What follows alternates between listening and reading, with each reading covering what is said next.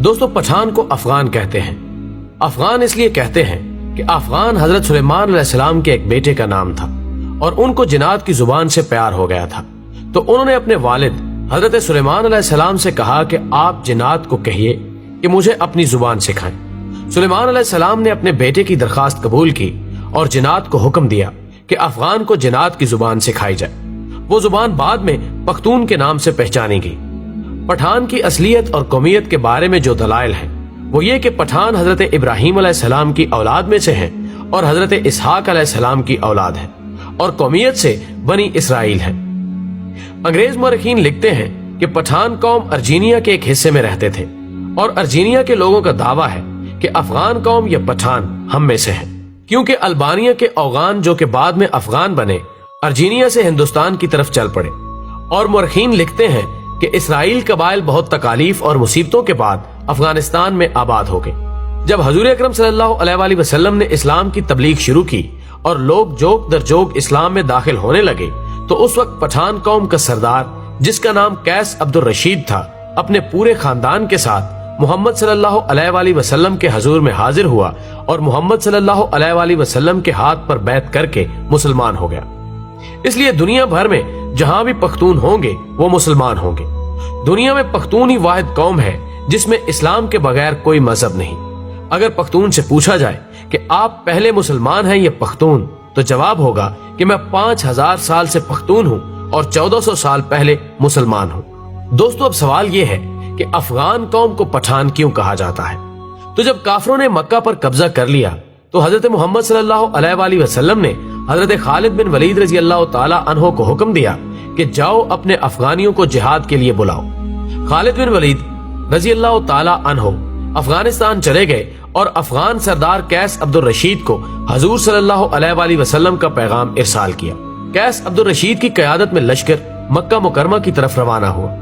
شام کو صحابہ کرام نے حضور اکرم صلی اللہ علیہ وآلہ وسلم کو خوشخبری سنائی کہ افغانی لشکر نے آتے ہی کافروں کا قتل عام شروع کر دیا اور تمام کافروں کا خاتمہ کر دیا اور مکہ مکرمہ کو افغانیوں نے فتح کر لیا۔ تو اسی لمحے حضور اکرم صلی اللہ علیہ وآلہ وسلم کی زبان پر یہ الفاظ آئے، بتان۔ خواتین و حضرات، بتان لفظ عربی زبان کا لفظ ہے، یعنی سخت ترین لکڑی جو سمندری جہازوں میں لگائی جاتی ہے، جسے سمندری پانی بھی کمزور نہیں کر سکتا۔ یہ لفظ جب بر صغیر پہنچا تو بتان سے پٹھان ہو گیا، اور اگر ان کی تاریخ کا تقابلی جائزہ لیا جائے تو فارسی میں پشتون، مقامی زبان میں پختون اور اردو میں پٹھان۔ یہ قوم دنیا بھر میں پھیلی ہوئی ایک غیرت مند قوم کے طور پر گردانی جاتی ہے، جن میں افغانستان، پاکستان اور بھارت اول نمبر پر ہیں۔ دنیا میں پشتون اپنی وفا اور غیرت کے نام سے جانے جاتے ہیں۔ لفظ پشتون کا مطلب ہوتا ہے غیرت و وفا والا اور اپنی عزت اور دین پر مر مٹنے والا۔ پشتونوں نے قیام پاکستان میں بھی بھرپور حصہ لیا۔ بعض مورخین کے مطابق پٹھان آریائی یا یونانی نسل سے ہیں اور بعض کے نزدیک یہ قیس عبد الرشید کی اولاد ہے، جبکہ تیسرے نظریے کے مطابق ان کا تعلق بنی اسرائیل کے گمگشتہ قبائل سے ہے۔ خود قیس عبد الرشید کی اولاد سمجھنے والوں کا نظریہ ہے کہ مکہ میں قیام کے دوران حضرت خالد بن ولید رضی اللہ تعالی عنہ نے اپنی صاحبزادی ان کے مورث اعلیٰ کے نکاح میں دے دی تھی، جنہیں وہ ہمراہ لے کر اپنے وطن واپس آیا اور پھر انہوں نے یہاں اپنی بقیہ زندگی اسلام کی ترویج و اشاعت میں صرف کر دی۔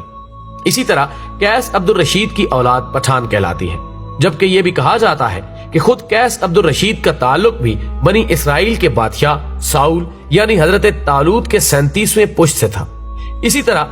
اس طرح آخری دونوں نظریات کی روشنی میں ان کا تعلق بنی اسرائیل سے ہی بنتا ہے۔ ناظرین کرام، سب سے بڑی عجوبہ خیز بات یہ ہے کہ ان میں یوسف زئی، یوسف کے بیٹے، داؤد خیل، داؤد کے بیٹے، موسیٰ خیل، موسیٰ کے بیٹے اور سلیمان خیل، سلیمان کے بیٹے سمجھے جاتے ہیں، لیکن اس کی تصدیق کرنا بہت مشکل ہے۔ افغانوں یا پٹھانوں کے کئی اوصاف عربوں سے ملتے جلتے ہیں۔ عرب قوم مہمان نواز، بہادر اور اہل قلم ہونے کے ساتھ ساتھ دوسری قوموں سے اتنی جلدی مروب نہیں ہوتی تھی۔ ان چند اوصاف کے علاوہ کوئی اور وصف عربوں کے اندر زمانہ جہلیت میں نظر نہیں آتا۔ حیرت کی بات یہ ہے کہ یہی چند اوصاف افغان یا پٹھان قوم میں بھی اسی شدت کے ساتھ پائے جاتے ہیں، جبکہ ان کی بیشتر چیزیں یہودیوں سے بھی ملتی جلتی ہیں۔ نسلی طور پر دونوں اپنے آپ کو دنیا کی بہترین قوم تصور کرتے ہیں، مذہبی طور پر سخت ہیں اور سر پر ٹوپی رکھنے کا رجحان بھی عام ہے، جبکہ اس کے علاوہ بھی کئی رسم و رواج مشترک ہیں۔ ذہن میں رہے کہ پشتونوں کا یہودی النسل سے ہونا قابل فخر بات ہے، نہ کہ معجب توہین، کیونکہ یہودی النسل ہونا تو شاید تب اس قوم کے لیے توہین کا معجب ہوتا جب وہ سید الانبیاء حضرت محمد صلی اللہ علیہ وآلہ وسلم پر ایمان نہ لاتے۔ یہ تو ان کی غیرت کی بلندی اور ایمان کی عظمت کا نشان ہے کہ یہودی النسل ہوتے ہوئے بھی نبی آخر الزمان صلی اللہ علیہ وآلہ وسلم پر ایمان لے آئے، کیونکہ یہ وہی آخری نبی ہیں جن کے اوصاف تورات اور انجیل میں مذکور ہیں، اور جن کی وجہ سے ہی اہل کتاب آپ صلی اللہ علیہ وآلہ وسلم کے ایک نجات دہندہ کے طور پر بھی منتظر تھے۔ لیکن بعد میں انہوں نے محض اس جلن اور حسد کی وجہ سے حضرت محمد مصطفیٰ صلی اللہ علیہ وآلہ وسلم کی نبوت کا انکار کیا کہ ان کا تعلق بنی اسرائیل سے نہیں تھا۔ بنی اسرائیل کی طرف سے آپ صلی اللہ علیہ وآلہ وسلم کی نبوت کا یہ انکار دلائل پر نہیں بلکہ نسلی منافرت اور حسد و عناد پر مبنی تھا۔ تو یہ پشتونوں کے لیے قابل فخر بات ہے کہ یہ لوگ حضرت موسیٰ علیہ السلام کے حواری بھی ہیں اور آخری نبی صلی اللہ علیہ وآلہ وسلم کے سپاہی بھی۔ ناظرین، ویڈیو پسند آنے کی صورت میں اسے زیادہ سے زیادہ لائک کر کے ہماری حوصلہ افزائی کریں